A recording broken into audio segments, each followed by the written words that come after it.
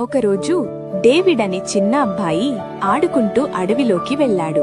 ఒక్కసారిగా అతను దారి తప్పిపోయాడు. చుట్టూ అడవే. ఎక్కడికి వెళ్లాలో డేవిడ్కు అర్థం కాలేదు. చీకటి క్రమంగా కమ్ముకుంది. చెట్లు ఇంకా పెద్దవిగా కనిపించాయి.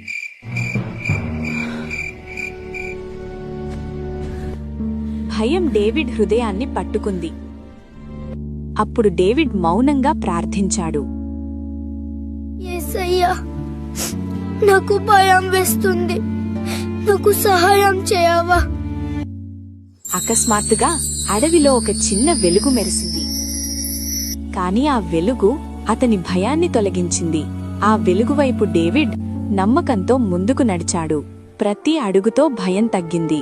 మనసులో శాంతి నిండింది. కొద్దిసేపటికి అడవి ముగిసింది. ముందు ఒక చిన్న గ్రామం కనిపించింది. డేవిడ్ వాళ్ల అమ్మా నాన్న డేవిడ్ను చూసి కళ్లలో కన్నీళ్లు తిరిగాయి. డేవిడ్ అమ్మా నాన్నల వైపు పరిగెత్తాడు.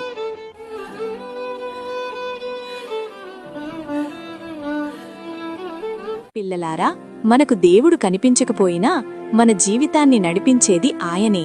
Never lose your faith.